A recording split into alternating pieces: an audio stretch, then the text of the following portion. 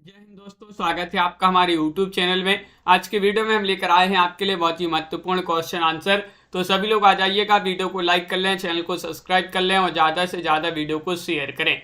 तो चलिए स्टार्ट करते हैं। आज का अपना यहाँ पर फर्स्ट क्वेश्चन क्या पूछा गया है तो देख लेते हैं। आज का अपना यहाँ पर फर्स्ट क्वेश्चन दिया गया है, चा वर्ण का उच्चारण होता है। चा वर्ण का उच्चारण किससे होता है? कंठ से, मूर्धा से, तालु से, ओष्ठ से, किससे इसका उच्चारण होता है? ये आपके लिए चयन करना है। चयन कीजिएगा, महत्वपूर्ण क्वेश्चन यहाँ पर दिया गया है। सभी लोग बताएंगे, बताइए क्या है इसका सही आंसर। चा वर्ण जो है इसका उच्चारण स्थान बताना है और आप सभी का यहाँ पर सही आंसर आ रहा है। क्या आ रहा है? सही आंसर। चयन कीजिएगा, महत्वपूर्ण क्वेश्चन यहाँ पर दिया गया है और आप सभी का सही आंसर होगा चा का जो है चा ये तालु से। तालु आपका विकल्प नंबर सी, जिन्होंने भी चयन किया है उनका यहाँ पर सही आंसर होगा। अगला क्वेश्चन यहाँ पर देखिएगा, निम्नलिखित में से एक निबंध सरदार जो है पूर्णशः जो है उनका नहीं है। कौन सा नहीं है? आपके लिए बता दें कि सरदार अध्यापक पूर्णशः जो है इन्होंने 6 निबंध लिखे हैं। 6 लिखे हैं, जिनमें इनमें से एक उनका नहीं माना जाता। सच्ची वीरता ये तो है, मजदूरी और प्रेम ये भी है, पवित्रता ये भी है, भारतीय संस्कृति ये नहीं है। विकल्प नंबर आपका यहाँ पर डी वाला जो है भाई आप सभी का यहाँ पर सही आंसर है। विकल्प नंबर 4, जिन्होंने भी चयन किया है उनका यहाँ पर सही आंसर होगा। अगला क्वेश्चन यहाँ पर देखिएगा, आनंद रघुनंदन नाटक के लेखक कौन माने जाते हैं? क्वेश्चन नंबर 3 आपसे यहाँ पर पूछा गया है, महाराज विश्वनाथ से हैं या फिर रघुराज से हैं, रघुवीर से हैं, राजा लक्ष्मण से हैं। आनंद रघुनंदन नाटक जो है इसके लेखक कौन माने जाते हैं, ये आपके लिए चयन करना है। क्वेश्चन नंबर 3 है और 3 में आप सभी का सही आंसर क्या होगा? चयन कीजिएगा, महत्वपूर्ण क्वेश्चन यहाँ पर दिया गया है और 3 में आप सभी का सही आंसर है महाराज विश्वनाथ से आप सभी का यहाँ पर सही आंसर होगा। विकल्प नंबर 1, जिन्होंने भी यहाँ पर चयन किया है 3 में उनका यहाँ पर सही आंसर होगा। क्वेश्चन नंबर 3 आपसे पूछा गया है, आनंद रघुनंदन नाटक के लेखक कौन हैं? तो आप सभी का बिल्कुल सही आंसर होगा विकल्प नंबर 1। अगला क्वेश्चन यहाँ पर देखिएगा, क्वेश्चन नंबर अगला यहाँ पर पूछा गया है, जॉर्ज ग्रेसन ने आदिकाल को कहा है। क्या कहा है ये आपके लिए बताना है। सुमित जी, मेधा जी, तनु जी, क्या होगा सही आंसर? सिद्ध सामंत काल, चारण काल, प्रारंभिक काल, बीज वपन काल। तो 4 में आप सभी का सही आंसर है। जो जॉर्ज ग्रेसन है इन्होंने आदिकाल को नाम दिया है। क्या नाम दिया है? तो आप सभी का सही आंसर है, इन्होंने चारण काल कहा है। क्या कहा है? चारण काल कहा है। विकल्प नंबर आपका यहाँ पर बी वाला जो है वह आप सभी का सही आंसर है। जॉर्ज ग्रेसन ने चारण काल कहा है। डॉक्टर रामकुमार वर्मा निम्नलिखित में से किस एकांकी के लेखक नहीं है? देखिएगा, नहीं पूछा गया है कौन सी एकांकी नहीं है। चारुमित्रा, दीपदान, कोणाल या फिर बहू की विदा। क्वेश्चन नंबर 5 आपसे यहाँ पर पूछा गया है और गोलू जी 5 में आप सभी का क्या होगा सही आंसर? डॉक्टर रामकुमार वर्मा निम्नलिखित में से एक एकांकी के लेखक नहीं है। नहीं पूछा गया है आपसे यहाँ पर, तो नहीं में आपका सही आंसर है बहू की विदा। विकल्प नंबर आपका क्या है सही आंसर? डी वाला जो है भाई आप सभी का यहाँ पर सही आंसर है। अगला क्वेश्चन यहाँ पर देखिएगा, क्वेश्चन नंबर आपसे यहाँ पर पूछा गया है 6 यहाँ पर दिया गया है। देखिएगा क्वेश्चन नंबर 6 क्या पूछा गया है, हिंदी साहित्य में किस गृहिणी के गृह वर्णन को हिंदी साहित्य की अमूल्य निधि कहा गया है? प्रिय प्रभास के राधा के गृह वर्णन को, जायसी की नागवती के गृह वर्णन को, या फिर साकेत की उर्मिला के गृह वर्णन को, या कृष्ण के प्रति मीरा के गृह वर्णन को। क्वेश्चन नंबर 6 में आप सभी लोग चयन करेंगे। महत्वपूर्ण क्वेश्चन यहाँ पर पूछा है राजीव जी और 6 में आप सभी का यहाँ पर सही आंसर आ रहा है विकल्प नंबर बी, जायसी की नागमती के गृह वर्णन को। विकल्प नंबर 2 आप सभी का यहाँ पर सही आंसर होगा। अगला क्वेश्चन यहाँ पर देखिएगा, क्वेश्चन नंबर आपसे 7 पूछा गया है। क्या पूछा गया है कि यहाँ पर देखिएगा 7वां क्वेश्चन है, भरत मुनि के रस सूत्र के व्याख्याकारों में निम्नलिखित में से एक नहीं है। कौन नहीं है? सात में आपके लिए चयन करना है भट्ट, लोल्लट, शंकुक, अभिनव गुप्त, नंदिकेश्वर। तो क्वेश्चन नंबर 7 है, महत्वपूर्ण यहाँ पर दिया गया है। और पुष्पा भारती जी, आप सभी का सही आंसर आ रहा है कि विकल्प नंबर आप सभी का यहाँ पर नंदिकेश्वर जो है ये नहीं माने जाते हैं। डी वाला विकल्प आप सभी का यहाँ पर सही आंसर है। नंदिकेश्वर जो है भरत मुनि के रससूत्र के व्याख्याकारों में नहीं है। अगला क्वेश्चन देखिएगा, ज्ञान राशि के संचित कोष का नाम साहित्य है, यह कथन किसका माना जाता है? क्वेश्चन नंबर 8 है, महत्वपूर्ण कथन है, कई बार अपन इसको पढ़ भी चुके हैं। डॉक्टर श्याम सुंदर दास, महावीर प्रसाद द्विवेदी, हजारी प्रसाद द्विवेदी, डॉक्टर नगेंद्र। ज्ञान राशि के संचित कोष का नाम साहित्य है, यह कथन किनका माना जाता है? तो क्वेश्चन नंबर 8 में आप सभी का सही आंसर आ रहा है, ये कथन माना जाता है महावीर प्रसाद द्विवेदी। महावीर प्रसाद द्विवेदी आपका यहाँ पर सही आंसर है। विकल्प नंबर 2 जिन्होंने भी चयन किया है उनका यहाँ पर सही आंसर होगा, बिल्कुल सही, बहुत बढ़िया। अगला क्वेश्चन यहाँ पर देखिएगा, भीरमर शब्द के निम्नलिखित पर्यायवाची में एक अशुद्ध शब्द है, कौन सा अशुद्ध है? बताइए। भीरमर की पूछा, भीरमर शब्द के लिए निम्नलिखित पर्यायवाची में एक अशुद्ध है, चंचरीक, द्विरेफ, मधुकर, माधव। 9 में आपको बताना है, तो आप सभी का यहाँ पर सही आंसर होगा, क्या होगा सही आंसर? बताइएगा, चयन कीजिएगा, क्वेश्चन महत्वपूर्ण है। और विकल्प नंबर डी आपका सही आंसर होगा, माधव। माधव आपका यहाँ पर सही आंसर है। विकल्प नंबर 4 जिन्होंने भी चयन किया है सही आंसर है। अगला क्वेश्चन है, निम्नलिखित कहानियों में से एक कहानी अमरकांत की नहीं है। अमरकांत की कहानी नहीं है, गगन बिहारी, घुड़सवार, दोपहर का भोजन, पान का पत्ता। 10 में आपको चयन करना है। 10 में आपका सही आंसर क्या होगा? परवेज जी बताइएगा, किसका पेपर पूछ रहे हैं आप? हिंदी का कौन सा, किसकी एग्जाम की तैयारी कर रहे हैं? यहाँ पर बताना, निम्नलिखित कहानियों में एक कहानी अमरकांत की नहीं है। 10 में आपका डी सही आंसर होगा। राजेंद्र जी, पान का पत्ता यहाँ पर सही आंसर है। विकल्प नंबर 4 जिन्होंने भी चयन किया है उनका यहाँ पर सही आंसर होगा। अगला क्वेश्चन यहाँ पर 11वां क्वेश्चन देखिएगा, क्या पूछा गया है? सूची 1 को सूची 2 से सम्मिलित करना है। चलिए सम्मिलित कर देते हैं। कौन सी रचना किसकी मानी जाती है? 11 में आपको बताना है। तो देखिएगा, यहाँ पर कूट भी दिए गए हैं, इन कूट की सहायता से आपको बताना है। तो सबसे पहले यहाँ पर जगनिक की रचना मानी जाती है। जगनिक की रचना कौन सी मानी जाती है? परमाल रासो, जिसको आलय खंड के नाम से जाना जाता है। आलय खंड के नाम से जाना जाता है, परमाल रासो जगनिक की है। रस कलश, रस कलश ये हरिऔध की रचना है। किनकी? हरिऔध। वैराग्य संदीपनी, वैराग्य संदीपनी तुलसीदास जी की रचना है। नाभादास जी की रचना भक्तमाल है। भक्तों का माल कहाँ पर रखा है? नभ में, नभ में रखा है। तो नभ से नाभादास आपका सही आंसर है। विकल्प नंबर ए वाला जो है वह आप सभी का यहाँ पर सही आंसर होगा। अगला क्वेश्चन देखिएगा, चारूचंद की चंचल किरणें खेल रही थी जलथल में। चारूचंद की चंचल किरणें खेल रही थी जलथल में, स्वच्छ चांदनी बिछी हुई है अग्नि और अंबर तल में। ये काव्य पंक्तियों में प्रकृति चित्रण है, उद्दीपन रूप में, आलंबन रूप में, उपदेश ग्रहण रूप में, मानवीकरण रूप में। 12 में आप सभी लोग चयन करेंगे, अंश जी, रामेंद्र जी, तो आप सभी का यहाँ पर सही आंसर होगा 12 में आलंबन रूप में। आलंबन रूप आपका यहाँ पर सही आंसर है। विकल्प नंबर 2 जिन्होंने भी चयन किया है उनका यहाँ पर सही आंसर होगा।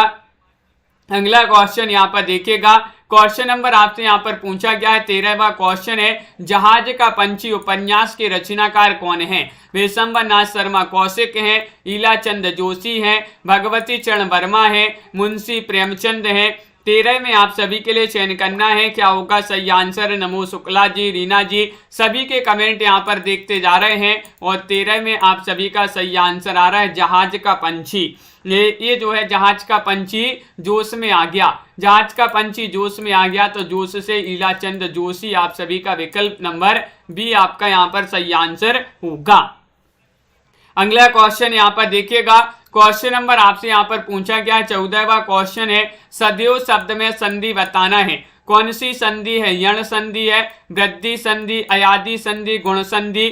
14वां क्वेश्चन यहाँ पर पूछा गया है, महत्वपूर्ण क्वेश्चन है। जो भी एमपी टेट की तैयारी कर रहे हैं, यूपी टीजीटी, पीजीटी के यूपी जो है केबीएस की, ये हिंदी साहित्य के आपके जो क्वेश्चन है बहुत ही महत्वपूर्ण है। यूकेएलटी, पंजाब मास्टर कैडर, सभी के लिए महत्वपूर्ण क्वेश्चन हिंदी साहित्य के हैं। सदैव शब्द में संधि बताना है, तो आपका 14 में सही आंसर है कि यहाँ पर तो वृद्धि संधि होगी। आपको बताया था कि जहाँ पर जो है डबल मात्राएं होती हैं, जहाँ पर बड़ी मात्राएं आती हैं, जैसे सदैव, इसमें ऐ की मात्रा लगी है, तो यहाँ पर जो है कौन सी संधि है, वृद्धि संधि है, वहाँ पर अधिकतर जो है वृद्धि संधि होती है। निम्नलिखित युग्मों में से विलोम शब्द विलोम की दृष्टि से एक युग्म में सही नहीं है। ऋजु का वक्र, कुटिल का सरल, उपयोग का सदुपयोग, सार का निस्सार।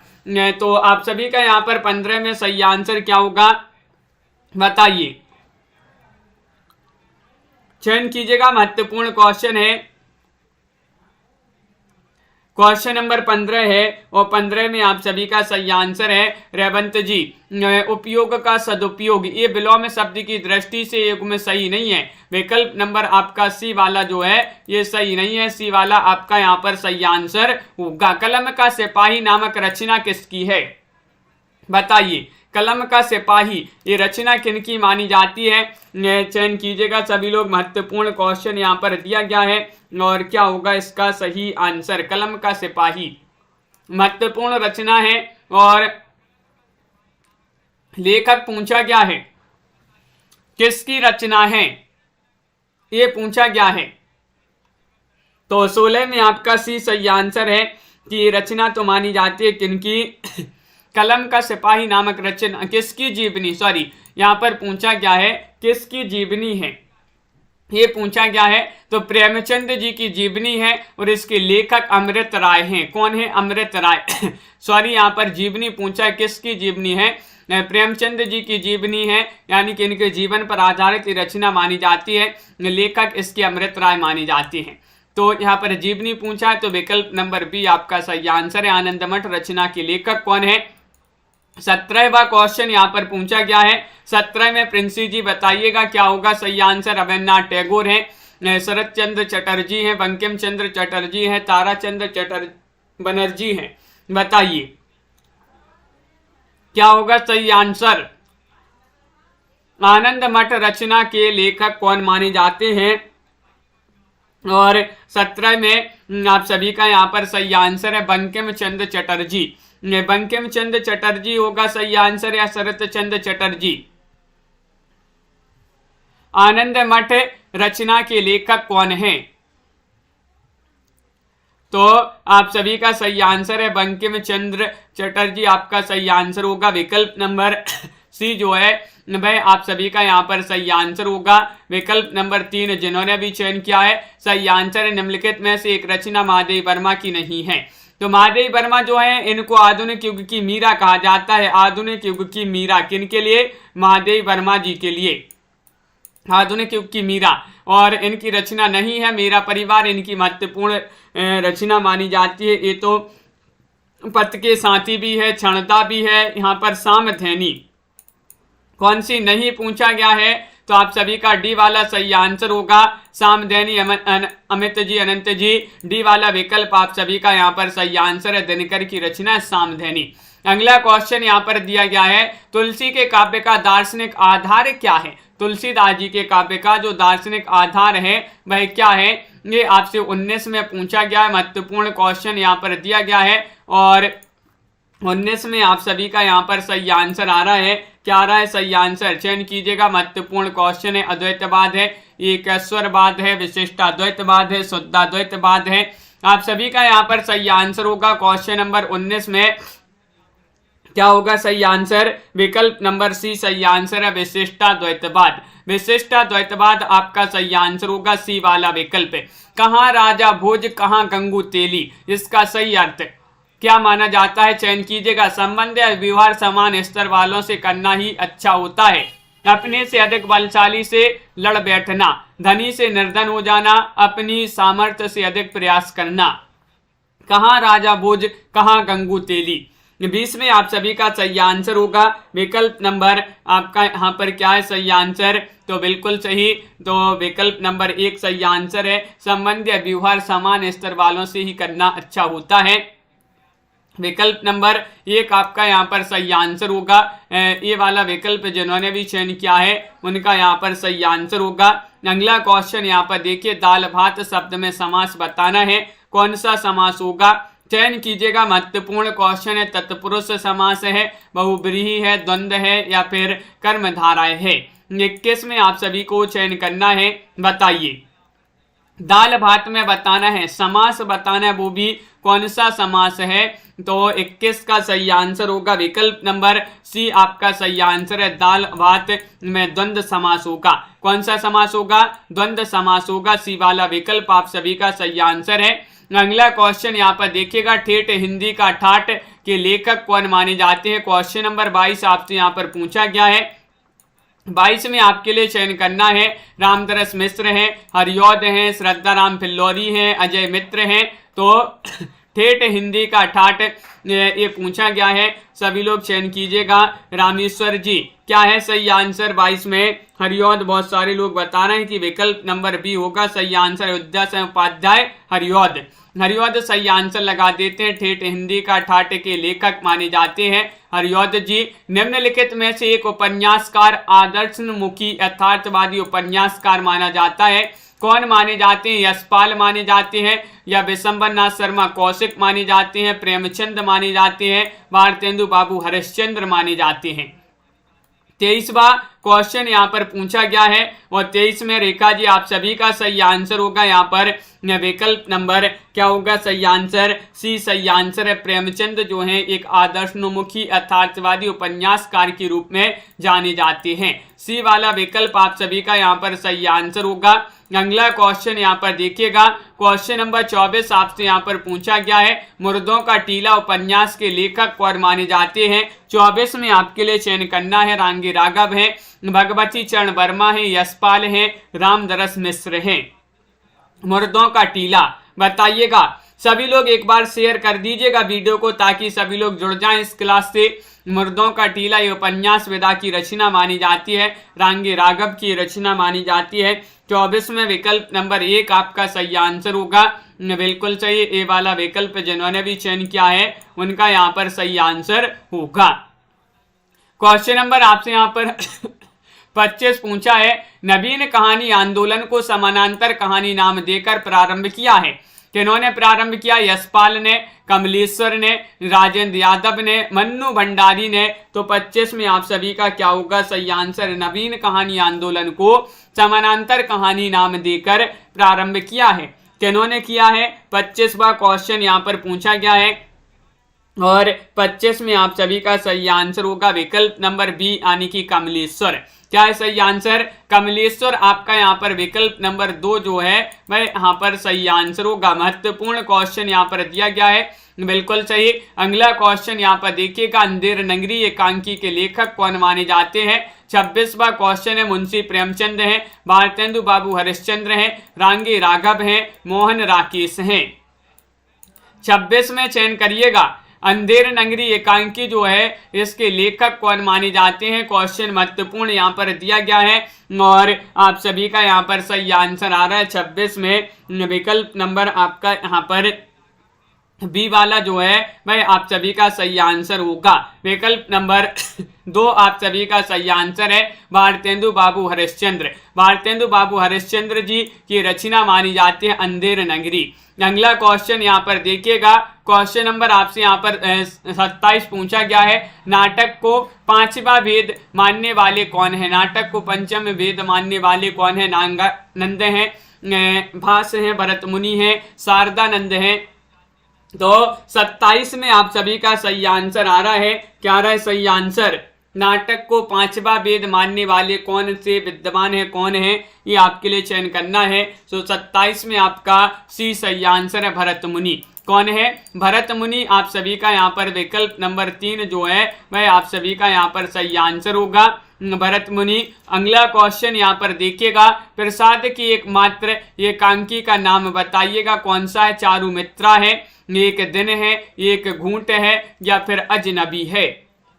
क्वेश्चन नंबर 28 में आपके लिए सही आंसर चयन करना है।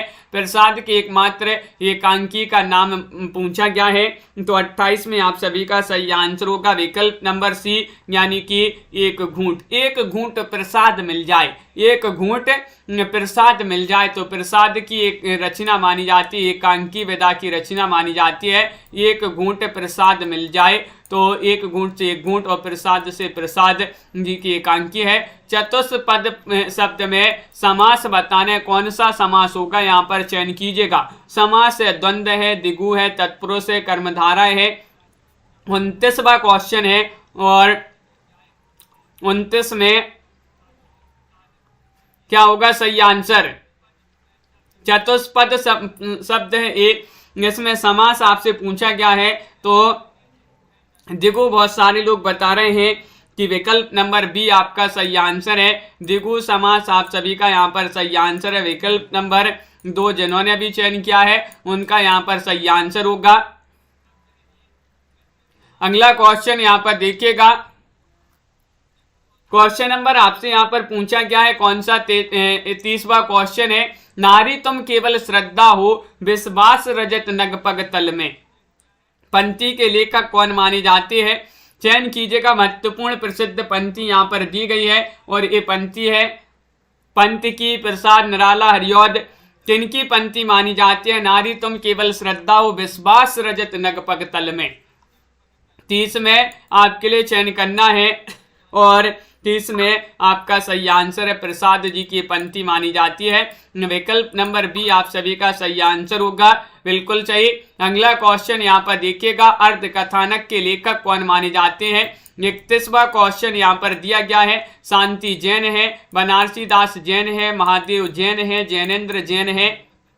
तो 31 में चयन कीजिएगा, क्या होगा सही आंसर बताइए। अर्ध कथानक के लेखक आपसे पूछा गया है 31 में और आप सभी का सही आंसर आ रहा है बनारसी दास जैन आपका सही आंसर होगा। हिंदी की आत्मकथा मानी जाती है बनारसी दास जैन की। अर्ध कथानक 1641 से इसका प्रकाशन माना जाता है। रिपोर्टाज किस भाषा का शब्द है बताइए। रिपोर्टाज जो है किस भाषा का शब्द माना जाता है? लैटिन भाषा, स्पेनिश भाषा, फ्रांसीसी भाषा, ग्रीक भाषा। मैं भाषा आपके लिए चयन करना है। प्रभा जी लाइक अवश्य कर लें सभी लोग, जिन्होंने अभी तक लाइक नहीं किया है लाइक करते जाइएगा सभी लोग। और रिपोर्टाज बताना है किस भाषा का शब्द है। तो 32 में आप सभी लोगों के लिए चयन करना है। 32 में सी सही आंसर होगा। ये फ्रांसीसी भाषा का शब्द माना जाता है। फ्रांसीसी आप सभी का सी वाला जो विकल्प है वह सही आंसर होगा। कर शब्द के लिए निम्नलिखित अर्थों में से एक सही नहीं है। कौन सा नहीं है? हाथ, किरण, करना या फिर कान। क्वेश्चन नंबर 33 में आपके लिए चयन करना है, क्या होगा सही आंसर बताइएगा। बहुत ही महत्वपूर्ण क्वेश्चन यहाँ पर दिया गया है और आप सभी का यहाँ पर 33 में सही आंसर है। कर शब्द के लिए निम्नलिखित अर्थों में से एक सही नहीं है, तो भाई कौन सा नहीं है? पीयूजी विकल्प नंबर डी होगा सही आंसर। आपका कान होगा सही आंसर, कान। राजन जी बिल्कुल सही, विकल्प नंबर डी जिन्होंने भी चयन किया है सही आंसर होगा। अगला क्वेश्चन यहाँ पर देखिएगा। क्वेश्चन नंबर आपसे यहाँ पर 34 पूछा गया है। मात्रा किसे कहते हैं? वर्णों पर लगाए जाने वाले चिन्हों को, विराम चिन्हों को या फिर वर्णों के उच्चारण में लगने वाले समय को, उपरोक्त में से किसी को नहीं। 34वां क्वेश्चन यहाँ पर दिया गया है और आप सभी का क्या होगा सही आंसर। मात्रा किसे कहते हैं ये आपसे पूछा गया है, क्या होगा सही आंसर। और आप सभी का सही आंसर है कि वर्णों के उच्चारण में लगने वाले समय को मात्रा कहते हैं। विकल्प नंबर आपका सी वाला जो है वह आपका सही आंसर है। शेयर कर देंगे सभी लोग ताकि जो है जो लोग अभी तक अपनी क्लास से नहीं जुड़ पा रहे थे वे सभी लोग जुड़ जाएं। बहुत ही कम लोग जुड़ रहे हैं पहले की अपेक्षा। 35वां क्वेश्चन है, निम्नलिखित में से एक उपसर्ग नहीं है, कौन सा नहीं है, ये आपके लिए चयन करना है, बताइएगा। निस, निर, दोस, रव। तो 35 में आप सभी का क्या होगा सही आंसर, चयन कीजिएगा। महत्वपूर्ण क्वेश्चन है कि एक उपसर्ग नहीं है, यहाँ पर ये पूछा क्या है, तो कौन सा नहीं है, तो आप सभी का यहाँ पर 35 में सही आंसर होगा डी, यानी कि दीपक जी राव आपका सही आंसर होगा, ये कोई उपसर्ग नहीं है, डी वाला विकल्प आप सभी का यहाँ पर सही आंसर होगा। अगला क्वेश्चन यहाँ पर देखिएगा, क्वेश्चन नंबर आपसे पूछा गया है 36 की माटी की मूर्तें रचना के लेखक कौन माने जाते हैं, माटी की मूर्तें बताइए।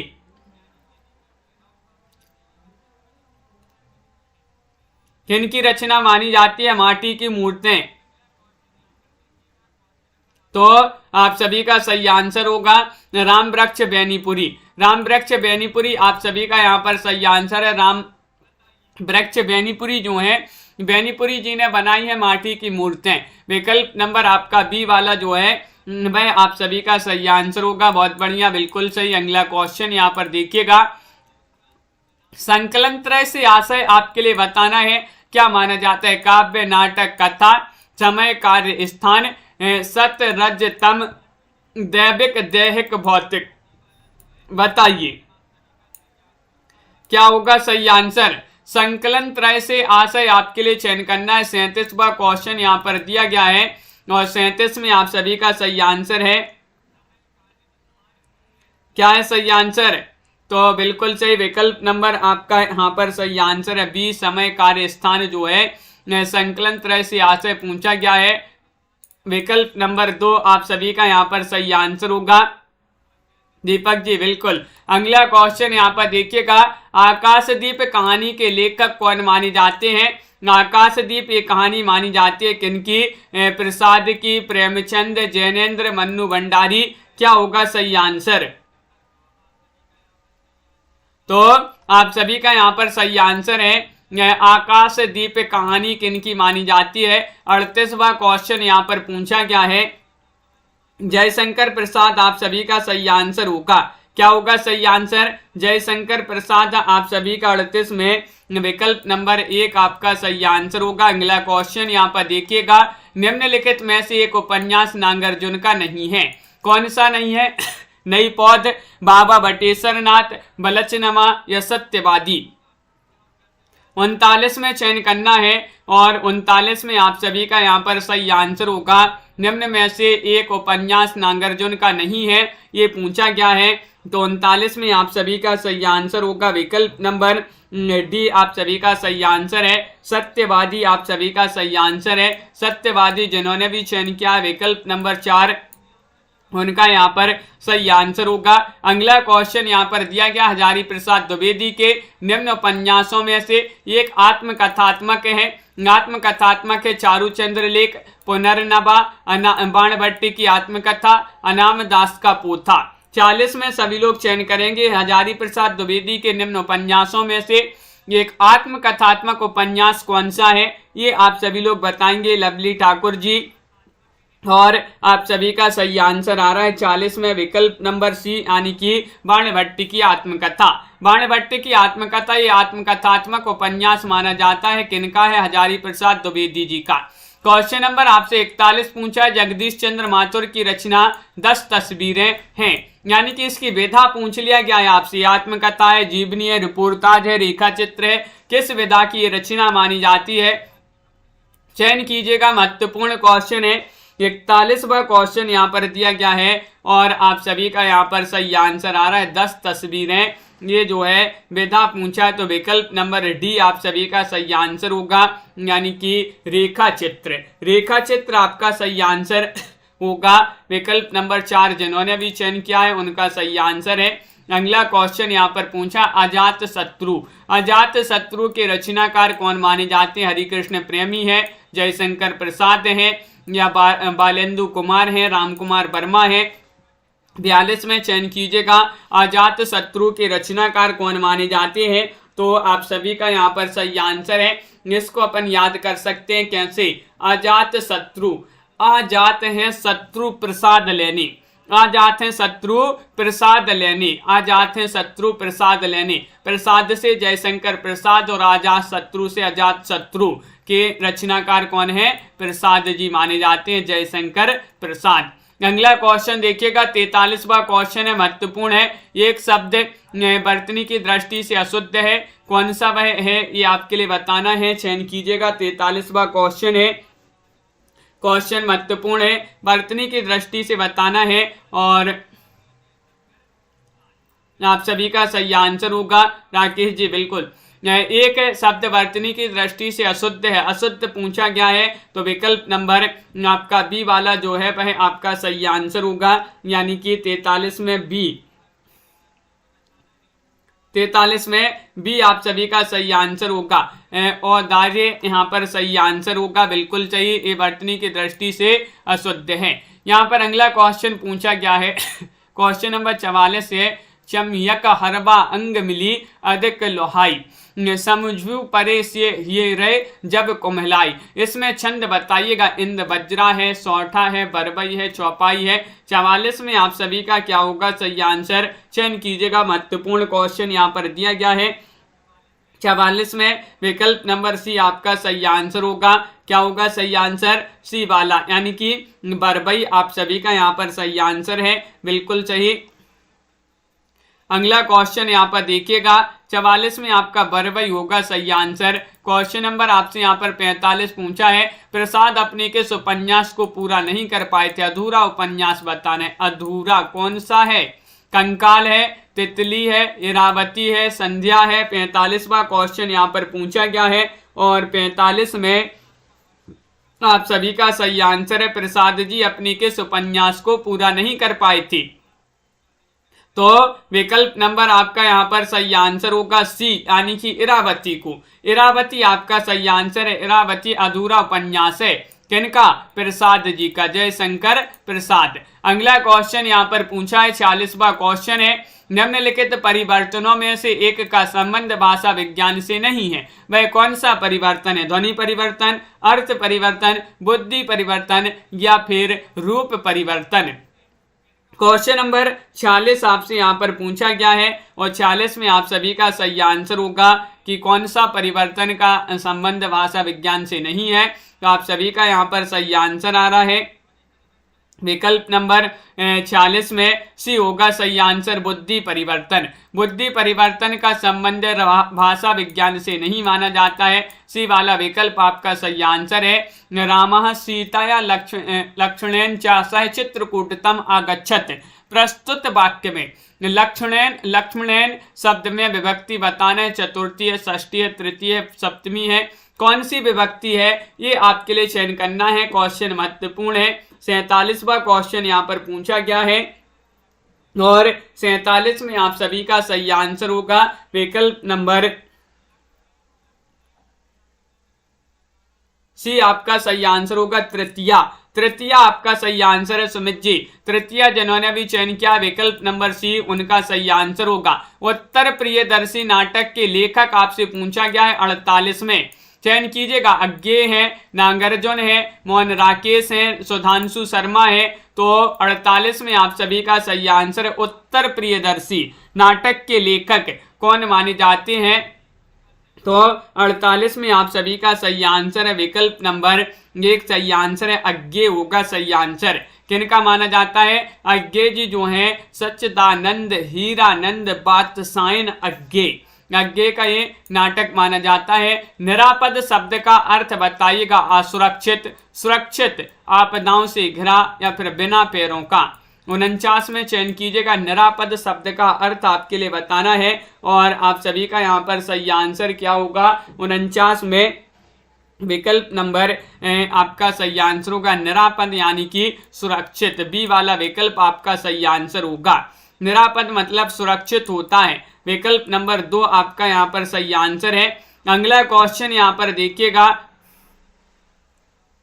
क्वेश्चन नंबर आपसे 50 पूछा गया है। इन सूची 1 को सूची 2 से मिलाना है। चलिए सम्मिलित कर देते। सूची 1 है, सूची 2 है, यहाँ पर आपके कूट भी हैं। 50वां क्वेश्चन है, महत्वपूर्ण है। चलिए सम्मिलित कर देते हैं, कौन सा कूट कौन सा विकल्प है यहाँ पर आपका सही आंसर होगा। सभी लोग बताइएगा कौन सा विकल्प आपका यहाँ पर सही आंसर है। तो देखिएगा यहाँ पर सबसे पहले गजानन माधव मुक्तिबोध की रचना मानी जाती है विपात्र। कौन सी? विपात्र। गिरजा कुमार माथुर की रचना मानी जाती है धूप के धान। धूप के धान गिरजा, धूप के धान गिरी। तो धर्मवीर भारती की रचना कौन सी मानी जाती है?